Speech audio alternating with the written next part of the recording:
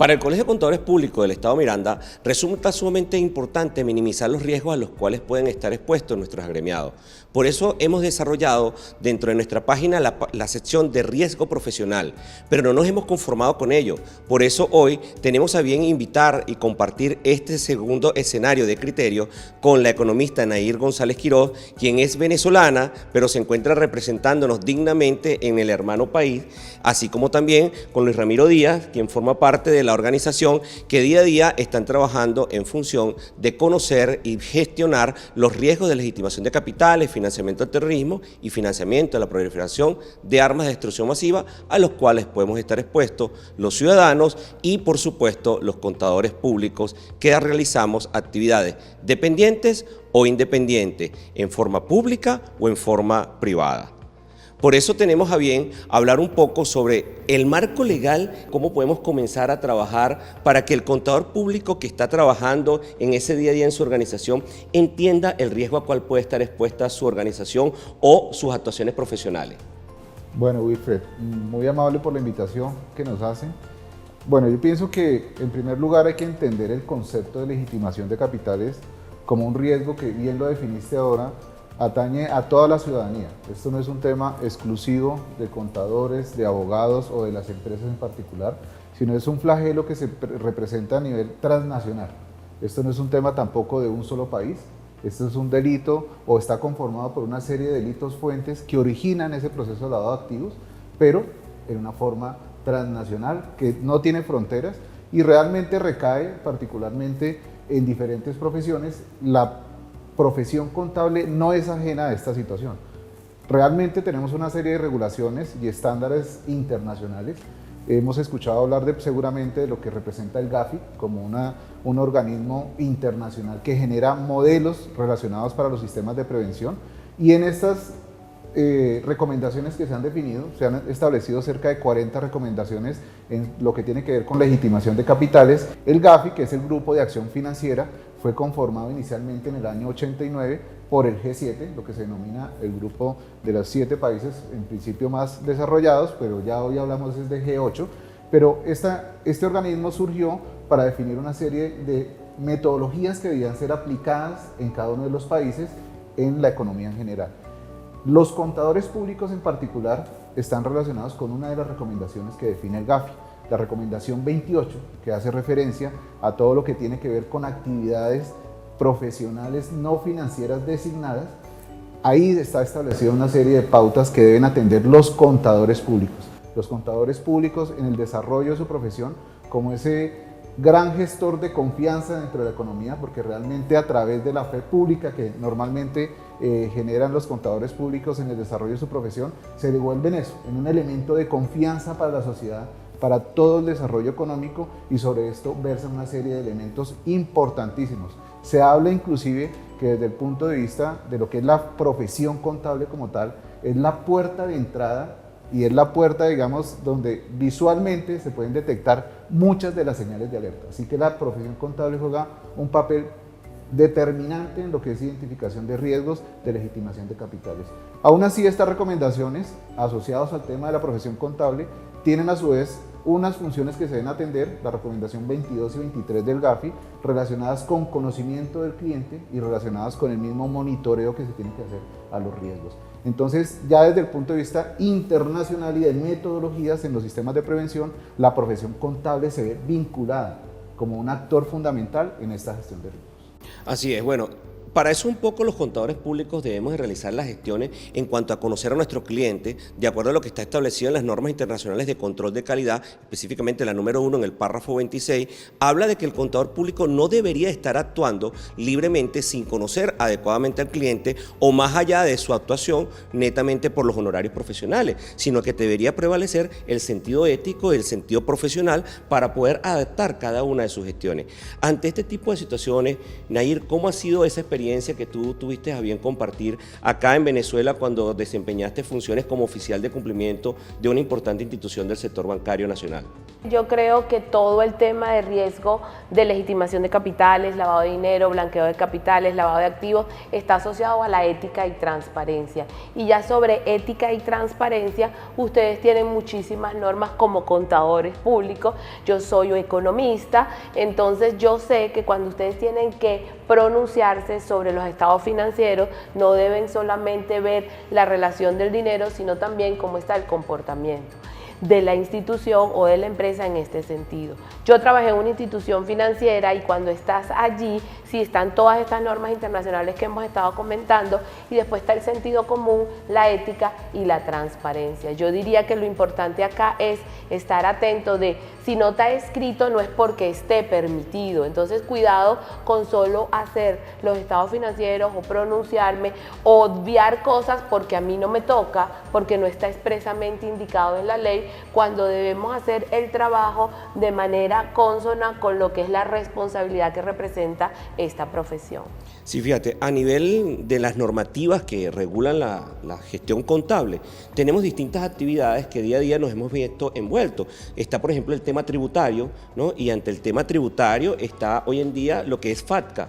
¿Okay? El impacto que ha tenido FATCA sobre las instituciones del sector financiero internacional, creo que es bien importante destacarlo y que de alguna manera los contadores públicos que estamos acá en Venezuela conozcamos un poco sobre lo que está establecido en esta normativa. Al respecto, ¿qué nos pudieran aportar ustedes sobre esa experiencia que han venido desarrollando? Lo que se conoce como ley FATCA en realidad es el capítulo 4 del Código de Renta de los Estados Unidos. Entre el 2013 y el 2014, los Estados Unidos dijo a través del IRS: yo quiero saber qué activos tienen mis ciudadanos en el extranjero. Usted debe revisar sus cuentas por ciertos montos, según sea persona natural o persona jurídica. Y si usted no hace eso, institución financiera del mundo, yo le voy a retener el 30% de todo lo que pase por Estados Unidos. Entonces, ante una ley con unas condiciones de este tipo que hicieron las instituciones financieras del mundo, le fueron a preguntar a sus clientes si eran o no americanos y a dejar evidencia de ello. ¿Dónde juega acá el contador su rol? Todos los que tenían empresas, es decir, clientes de esas instituciones en el mundo, tuvieron que llenar formularios, aprenderse el formulario, como sabemos son los formularios americanos, para saber qué tipo de instituciones eran y si tenían que no responder a este FATCA. Tuvieron que conocer sus estructuras internas, porque la ley dice que si hay un 10% de participación de un ciudadano americano, todo el ente debe ser considerado una cuenta americana y reportar ante FATCA. Entonces, FATCA es la ley americana que busca que no haya evasión fiscal y que el mundo entero los ayude a eso, en mi opinión, apoyándose o tomando como bandera que ellos son uno de los centros financieros más importantes del mundo. Más o menos lo que hacen con la lista OFAC. En nuestros países latinoamericanos se conoce la lista OFAC coloquialmente como lista Clinton, porque es Clinton el primer presidente que emite un decreto a través del Departamento del Tesoro de los Estados Unidos para que su departamento de OFAC sancione, lamentablemente con muchos colombianos narcotraficantes, pero ya después de ahí OFAC ha tenido sanciones por derechos humanos, sanciones por corrupción. Es una lista hoy día muy nutrida de muchos países latinoamericanos y de muchos continentes, y en nuestra opinión, o como yo pienso, es este tipo de leyes extraterritoriales que emite los Estados Unidos. No sé cómo lo ven ustedes o si pudieran estar de acuerdo conmigo o no con esto.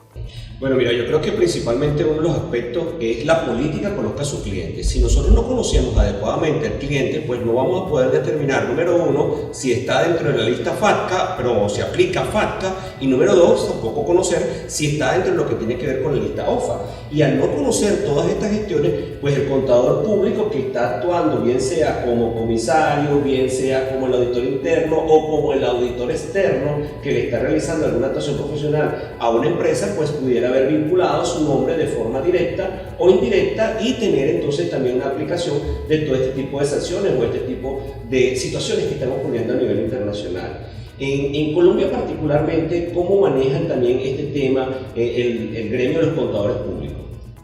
Nosotros en Colombia estamos casi que fundamentados con lo que son las recomendaciones del GAFI, y dentro de esto las diferentes superintendencias han venido generando regulaciones, no solo sector financiero, sector inclusive no financiero que ya se denomina sector real, regulado por la Superintendencia de Sociedades, y particularmente ha definido una regulación exclusiva para los contadores y especialmente lo que son firmas de contadores que cumplen con un monto de ingresos anuales, y sobre ellas se exige la obligatoriedad de implementar todo un sistema de prevención. Así que la figura particularmente del contador que esté traducida en una firma de contadores empieza a tener una connotación diferente al contador independiente, porque ya existe desde el punto de vista de la profesión contable la figura del revisor fiscal, que aquí entiendo lo denominan comisario. La figura del revisor fiscal conlleva a otra regulación adicional, donde el revisor fiscal, en la opinión que emite de sus estados financieros en forma anual, tiene que pronunciarse, aparte de si el sistema de control interno es adecuado de la entidad que ejerce, a través de la cual ejerce su labor, debe pronunciarse si la compañía ha implementado y cumple con la regulación aplicable en términos de los sistemas de prevención y todo lo que tiene que ver con lavado de activos y financiación del terrorismo. Así que la profesión empieza a jugar un papel determinante legalmente establecido, o sea, existe regulación aplicable directamente a la función, repito, del contador público como tal y de la revisora fiscal, y no dejamos a un lado la figura también del auditor, que normalmente puede ser también desarrollada la auditoría interna o externa a través de la profesión contable. Existe una regulación específica. En el caso del sector financiero, como parte del sistema de control interno, se regula la actividad de la auditoría y tiene unos efectos legales desde el punto de vista pues ya de penalizar inclusive y sancionar duramente. Son sanciones la profesión contable, y tenemos casos que se presentan en nuestro país donde hay contadores detenidos y procesados penalmente, hay revisores fiscales procesados penalmente vinculados a procesos de legitimación de capitales que se originan por incumplimientos internos de la entidad. En Colombia existe una figura desde el punto de vista de responsabilidad legal, cuando se penalizan este tipo de delitos, la responsabilidad puede ser directa o indirecta. Directa es que yo puedo asumir pues con dolo alguna actividad, la desarrollo y digamos adelanto todo lo que son estas actividades ilícitas y procedo al tema del lavado de dinero. En forma indirecta puedo participar, hablando particularmente de la profesión contable, si yo como contador o como revisor fiscal omito alguna de las normas relacionadas al cumplimiento de ley en términos de los sistemas de prevención, y esta omisión conlleva a que yo me vincule con un tercero que sí desarrolla ese tipo de actividades, y sobre eso recae una serie de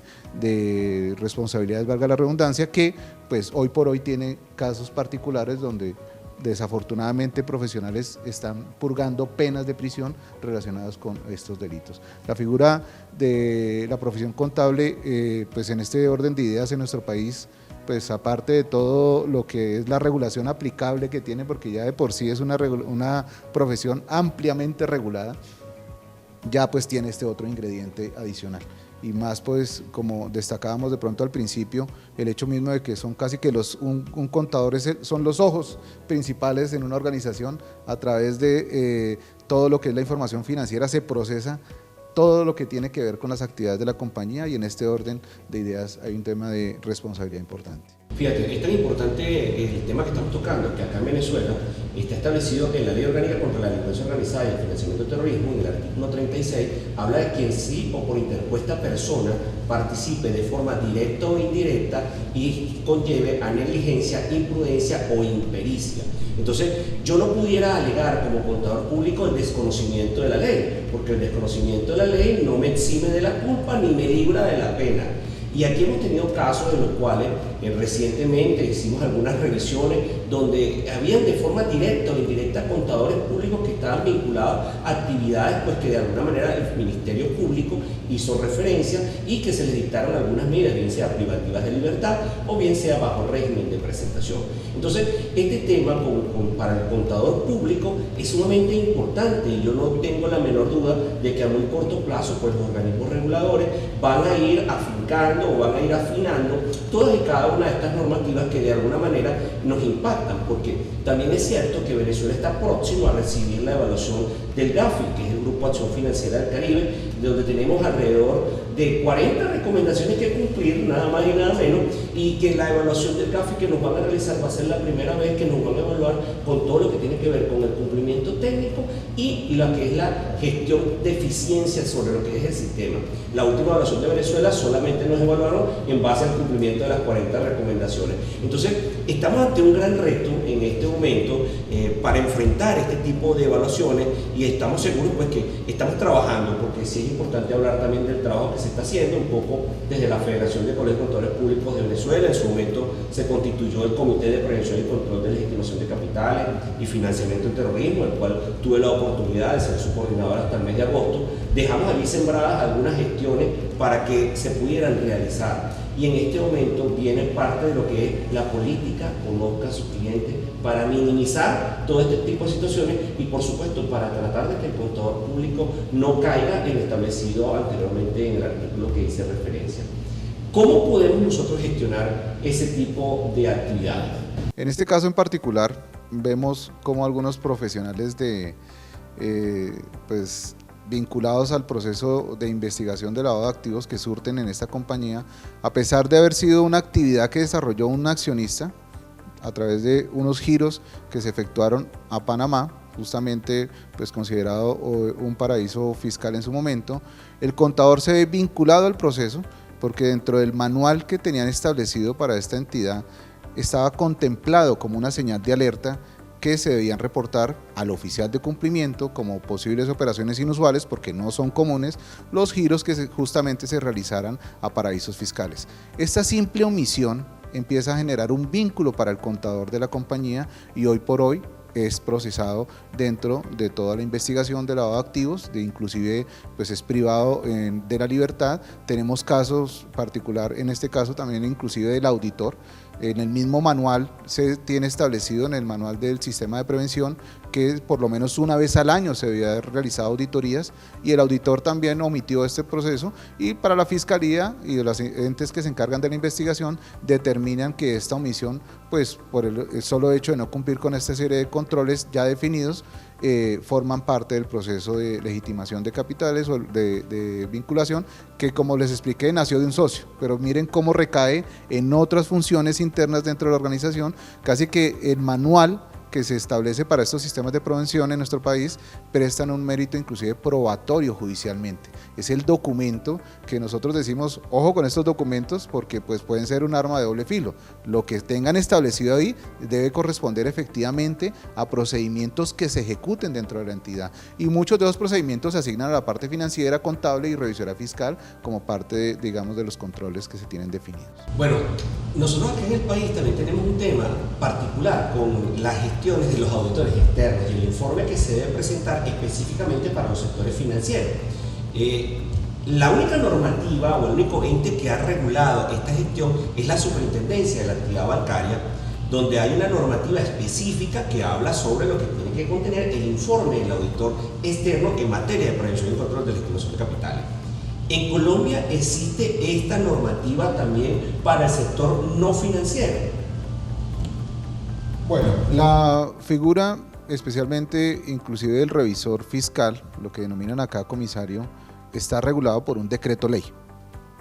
que eso está por encima inclusive de las mismas normas que defina cualquier superintendencia.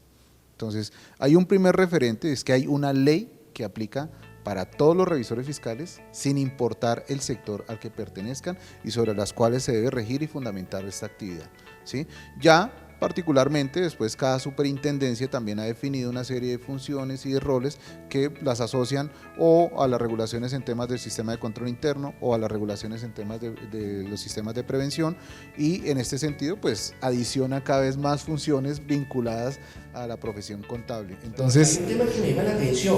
o sea, en Colombia los sectores no financieros también han tenido que designar oficiales de cumplimiento. Sí, tenemos una particularidad en nuestro país. Hoy por hoy yo me atrevería a decir que todos los sectores de la economía están obligados a contar con estos sistemas de prevención.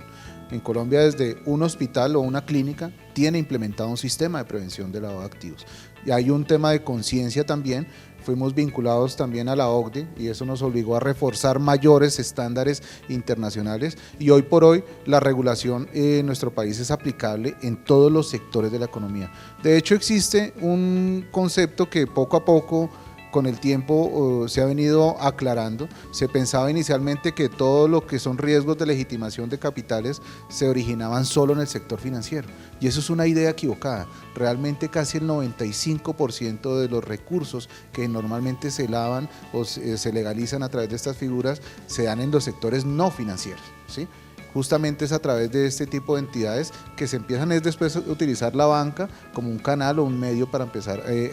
a generar la legalización de estos dineros ilícitos. Entonces, hoy por hoy la regulación aplica, diría que 100% a todos los sectores. Existe obviamente algunas limitaciones, caso de la Superintendencia de Sociedades, donde regula lo que es el sector real de la economía y de pronto define unos montos por tipos de sectores que hace que sea mayor, con mayor énfasis la implementación de estos sistemas. Pero sí tenemos casi que una regulación completa y se ha permeado también en las diferentes actividades. Hoy por hoy ciertas empresas, si quieren contratar con un proveedor, casi que una exigencia de ese proveedor, de las empresas que implementan estos sistemas, es que la otra cuente también con este sistema, justamente para evitar esos riesgos de contagio, y se ha vuelto un tema de cultura, a mi modo de ver, que se ha gestado en este sentido. O sea que hay un paso significativo adelante en función de lo que tenemos, y bueno, yo creo que esto nos va a generar a nosotros acá en Venezuela nuevas oportunidades de trabajo, ¿no? Los contadores públicos vamos a tener entonces que adecuarnos o adaptarnos a todas estas grandes experiencias que ustedes tienen y que han tenido bien compartirnos con nosotros en esta actividad, donde lo que pretendemos es generar un nuevo criterio, un criterio realmente profesional sobre el tema de legitimación de capitales, financiamiento del terrorismo y financiamiento de la proliferación de armas de destrucción masiva. Porque nuestra profesión en lo particular consideramos que es sumamente susceptible a este tipo de actividades ilícitas. Nosotros día a día debemos de reforzar nuestros mecanismos. Allí juega un papel importante el trabajo hermanado que se ha venido ejecutando, tanto de los colegios federados como de la federación, así como también de lo que es la Unidad Nacional de Inteligencia Financiera. Yo estoy seguro que nuestro marco legal se va a adecuar a todas estas normativas internacionales, y muy valiosas todas estas experiencias que ustedes han tenido a bien compartir con nosotros, porque yo considero que debemos de aprender de las personas que ya han vivido. Y esto no quiere decir que sean mayores, sino que han tenido unas experiencias superiores a las cosas que hemos tenido a bien ejecutar dentro de nuestra economía. Una economía que es cambiante, una economía que ha sufrido muchas modificaciones, donde hemos tenido en este momento la gestión de las multimonedas, donde inclusive ya se está hablando del tema de legitimación de capitales a través de las criptomonedas, y el G20 se ha pronunciado también sobre este tema. El GAFI ha adoptado una serie de gestiones, y allí es donde se han ido hermanando todas estas actividades. Si bien es cierto que nosotros tenemos aquí un tema bien particular por las criptomonedas que hemos desarrollado dentro del país y dentro de la economía, no es un tema solamente de Venezuela, es un tema mundial que ha permitido ir haciendo este apalancamiento de operaciones, porque hay unas ciertas bondades que tienen las criptomonedas, como que no son descentralizadas, como que no tenemos que estar pendientes de un tipo de cambio, sino que no es netamente para un país, sino que permite la modificación o la gestión en cualquier parte del mundo. Si bien es cierto que las criptomonedas traen toda esta serie de ventajas, también es cierto que traen una serie de riesgos. Y allí, aquí en Venezuela particularmente, se ha creado la Superintendencia Nacional de Criptomonedas, donde está trabajando de alguna manera en regular este sector y tomar en cuenta mucho de lo que está en estas recomendaciones del G20 y de lo que es la Comunidad Europea, y donde también tenemos que estar muy atentos a todo el contexto internacional. Colombia ha desarrollado este tema también en función de minimizar el riesgo al cual pueden estar expuestas las criptomonedas o las gestiones que se pueden estar haciendo. ¿O hay alguna regulación especial en este momento que están teniendo a bien realizar? En Colombia ya, de hecho, el mismo sector financiero ha generado una normatividad relacionada con todo lo que tiene que ver con las criptomonedas.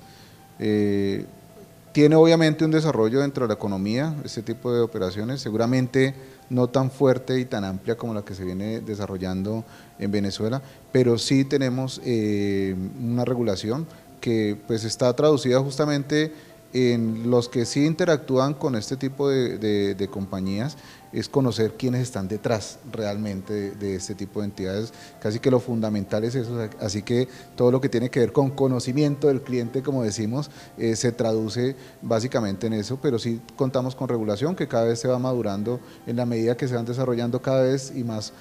operaciones. De todas maneras, a nivel de riesgo, pues a través de las criptomonedas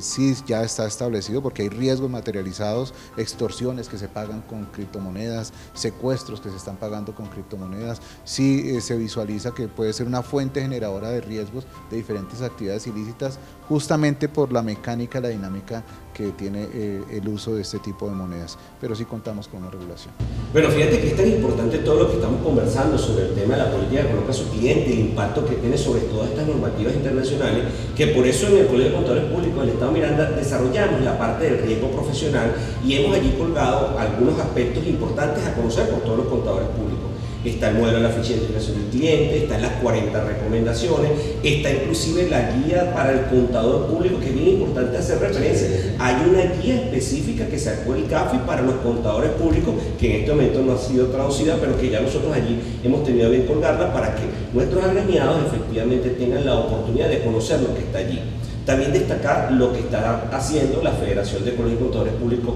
de Venezuela, donde se constituyó el Comité de Prevención y Control de Legitimación de Capitales y Financiamiento al Terrorismo, el cual tuve el honor de ser su coordinador hasta el mes de agosto, y en función de eso dejar sembrada la semilla para muchas de las cosas que deberíamos estar haciendo los contadores. ¿Y para qué hacer estas cosas? Bueno, para minimizar lo que está establecido en el artículo 36 de la Ley Orgánica contra la Delincuencia Organizada y el Financiamiento del Terrorismo, quien establece quien por sí o por interpuesta persona sea colaborador de forma directa o indirecta del delito de legitimación de capitales por comprobarse que existe negligencia, imprudencia o impericia. Entonces, es allí donde está el marco de la gestión que tenemos que tratar de evitar. Ahora,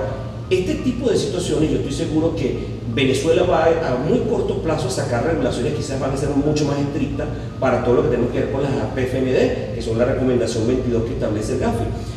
Se ha venido adelantando algunas gestiones, la Unidad Nacional de Inteligencia Financiera, la UNIF, ha venido adelantando algunas gestiones, hay unas guías que ya se han ido gestionando, ya vimos inclusive cómo la UNIF pasó a ser un órgano desconcentrado, donde tiene una autonomía de acuerdo a lo que está establecido en el marco legal preestablecido y en las mejores prácticas internacionales. Ahora, el contador público día a día está inmerso en presentar información financiera para terceros, llámense bancos, llámense seguros, empresas de mercado de valores o inclusive para autoridades del Estado venezolano. Ese impacto que pudiera conllevar, ¿cómo pudiéramos gestionarlo para minimizar actuaciones inadecuadas y evitar este tipo de situaciones del contador? Yo creo que, pues, primero tocas un tema bastante importante, esta cartilla que ha generado el GAFI, que como lo mencionaste, es especial para los contadores públicos, casi que empieza solo con esta situación a generarse una situación importante para la profesión. O sea, en ese orden de ideas es que es un sujeto que es generador de esas posibles señales de alerta al interior de la organización y casi que le dedican una parte especial solo a la profesión contable en este sentido. Esa cartilla que ha generado el GAFI, para complementar un poco lo que mencionaste, conlleva a que sobre todo las mismas firmas de contadores desarrollen procesos basados en riesgos, ¿sí? Que eso es un elemento también fundamental en estos sistemas. El proceso inclusive desde el punto de vista de auditoría, ahora que hablábamos en lo que tiene que ver con la regulación colombiana, el concepto del auditor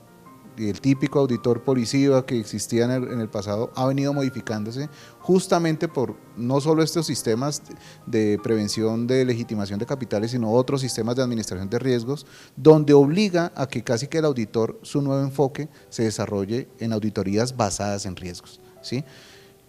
Parte de la guía entonces define para el contador en el desarrollo de los procesos de conocimiento del cliente es que también se fundamenten en ese enfoque basados en riesgos,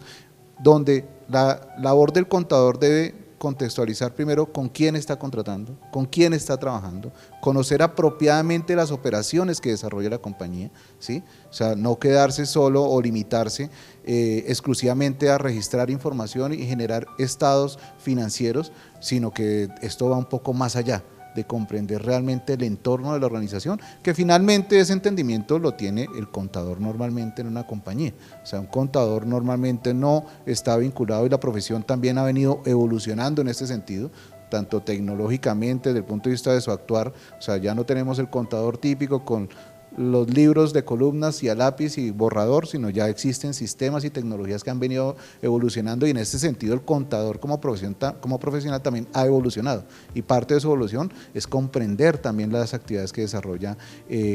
pues las empresas donde trabajan cuando están en forma independiente, o los clientes cuando representan a una firma como tal. Se vuelve fundamental, que lo mencionaste, el proceso de conocimiento del cliente es una de las columnas casi que vertebrales, fundamentales en estos sistemas de prevención. Es como diríamos en Colombia: dime con quién andas y te diré quién eres. O sea, es como cuando uno no quiere que sus hijos se relacionen mal, que no estén con malas compañías o personas que lo puedan afectar. Eso sucede en una empresa. Lo que se busca con el conocimiento del cliente es que yo no tengo que relacionarme con gente que esté vinculada a este tipo de actividades ilícitas, que son generadoras de delitos de lavado de activos o de legitimación de capitales. Perfecto. Fíjate, estamos hablando también del tema de riesgo, pero hay una serie de riesgos asociados a las organizaciones. Por ejemplo, el tema del riesgo reputacional, el tema del riesgo financiero, el riesgo tributario, el riesgo inclusive de dar información inadecuada a distintos entes. Entonces, ¿cómo podemos nosotros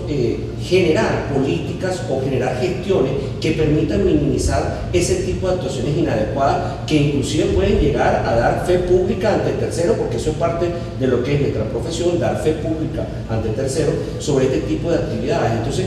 ¿qué herramientas o qué mecanismos pudieras recomendarnos para tratar de minimizar este tipo de situaciones de actuaciones inadecuadas de los contadores públicos a nivel nacional o internacional? Yo pienso que lo primero que tiene que hacer es tener esa visión integral de riesgo. Esto no se trata de gavetas o de parcelas, sino se trata del mueble completo. Y esa es la visión que los profesionales, no solo el contador público que tiene toda esa responsabilidad, que los profesionales deben actuar. El riesgo de crédito, el riesgo de liquidez, el riesgo de mercado, el riesgo de fraude, de reputación no está lejos, es más, está asociado y vinculado al riesgo de los delitos de lavado de activos, legitimación de capitales o blanqueo de capital. Entonces, lo primero es que tenga esa visión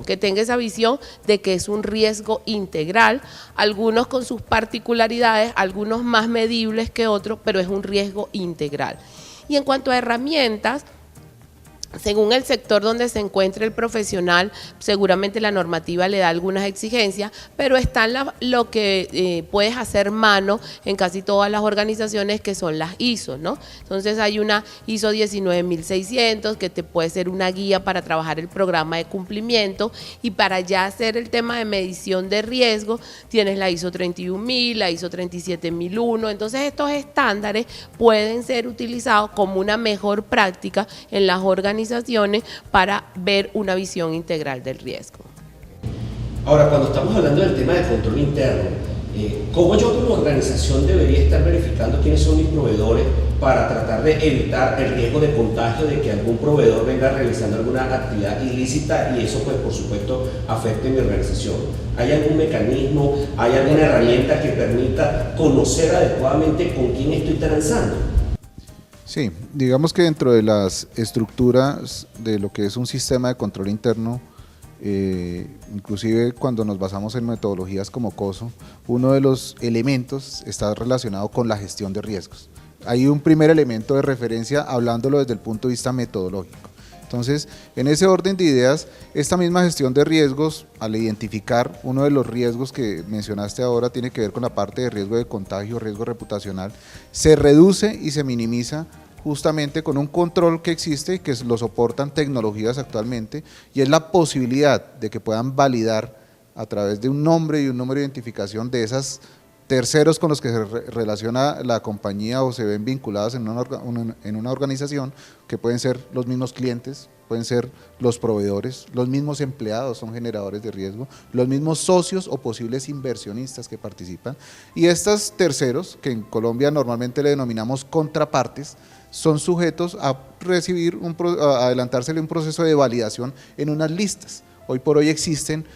un mundo de fuentes de información importantes, listas internacionales, como ahorita mencionamos, la misma lista de la OFAC o lista Clinton, la lista ONU, que resulta ser vinculante para muchos países, es decir, no debería trabajar con personas o tener relaciones con personas que estén en estas listas, y existen otras listas desarrolladas internacionalmente que promueven diferentes entidades, FBI, DEA, Interpol, a nivel local, las mismas fiscalías, las mismas procuradurías, existen entidades del Estado que informan sobre personas que están en algún proceso que están relacionados con estos delitos, fuentes de lavado de activos y de financiación del terrorismo. Entonces, esas listas son administradas normalmente a través de herramientas tecnológicas que en grandes compañías pues facilitan inclusive el hecho de estar conectadas en línea con los sistemas contables, los sistemas financieros, los sistemas core de negocio, donde vinculan a sus proveedores, donde registran a sus clientes y permiten casi que una validación simultánea para detectar esas posibles situaciones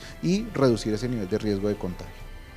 Okay. Ahora, el contador público, llamémoslo de a pie, el que está en el día a día haciendo una actuación, acá en Venezuela le llamamos hoy en día, bueno, de acuerdo en Venezuela no, pero de acuerdo a nivel internacional se le denomina atestiguamiento de ingreso, lo que anteriormente era una certificación de ingreso. ¿Okay? Debemos estar atentos al conocimiento adecuado del cliente, a la documentación que deberíamos estarle pidiendo, no tan solo conformarme con que él me diga yo gano tanto y quiero que usted me certifique, me atestigue ese monto que yo gané, porque pueden haber otro tipo de operaciones conexas que está realizando que no están generando soporte. Ya vemos en este momento tenemos gestiones, por ejemplo, con distintos tipos de cambio o distintas monedas que estamos trabajando en Venezuela, estamos viendo también cómo están funcionándose estas otras tecnologías. Ahora, ¿cómo hacemos para poder realmente entender el riesgo que ellas conllevan y que pueden generarnos el día de mañana cualquier tipo de sanción? ¿Hay alguna herramienta que me permita a mí conocer adecuadamente con quién estoy transando, qué tipo de operación estoy haciendo, si es razonable o no es razonable, qué tipo de riesgo yo debería estar analizando o qué tipo de gestión para minimizar el riesgo? Porque ya hemos venido hablando del riesgo y el riesgo lo podemos segmentar en función del debido conocimiento del cliente, en alto, moderado o bajo. Pero ¿hay alguna herramienta que me permita a mí conocer más allá del cliente y cuáles son esas relaciones que él pueda tener de acuerdo a las gestiones que ustedes están realizando? De mi experiencia en Colombia me doy cuenta de que hay muchos proveedores de lo que se llama listas. Entonces hay muchísimas herramientas tecnológicas. La empresa que nosotros representamos tiene una donde colocas un documento de identidad, un nombre y te dice las posibles señales de alerta. Entonces tenemos de cliente firmas de abogados, firmas de contadores que quieren cuando se van a tomar algunos servicios saber con quién se van a relacionar. Yo diría que hay concretamente esos dos mecanismos de control. Una herramienta que te permita ver con quién te vas a relacionar, son fuentes públicas, también puedes consultar individualmente las fuentes o bases de datos que se manejan allí, y la otra con que debes familiarizarte es con lo que se llama las señales de alerta, que sí puede ser un concepto muy asociado al riesgo de estos delitos, porque si yo voy a atestiguar un estado financiero sin querer desmeritar de las personas que a una joven edad tienen patrimonio,